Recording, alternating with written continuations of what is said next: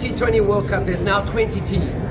So, and if you, on any given day, there's probably 10 teams who already can put their hand up and say, we can win this T20 World Cup. And, you know, I think it's incredible what the ICC is doing, including 20 teams in the tournament. And I've lived in Sweden for 2.5 years, so I've seen the growth in Europe, and I've seen how people want to play in the sort of countries outside mainstream cricket.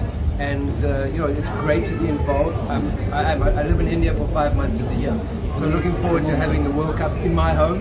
And I'm always hoping, like, you know, the women's last 50 over World Cup, it was India, South Africa. It was easy for me to cheer. The last T20 World Cup final was India, South Africa.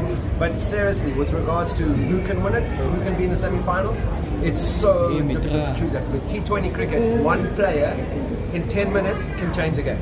How you see captaincy of Surya Kumar Yadav? Recently he won the Asia Cup and all.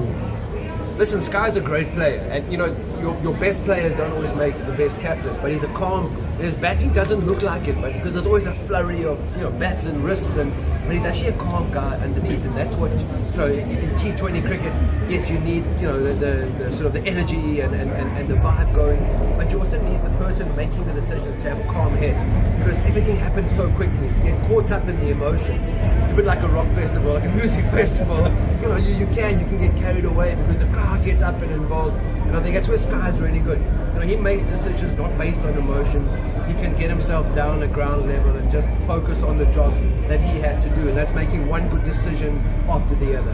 Jonty, we saw recently Bangladesh not playing this World Cup. Yeah. Would you like to comment anything on that? Yeah, difficult. I mean, you always kind of think, well, let's keep politics out of sport. But I've come from South Africa, where apartheid government was excluded from sporting and economic sanctions, because they were hoping to put the sort of global community hoping to put pressure on the apartheid government to change the way. So, and I saw that change. So you can't exclude politics from sport, sadly. For Bangladesh, for the players, it's very tough, because I mean, what a great stage.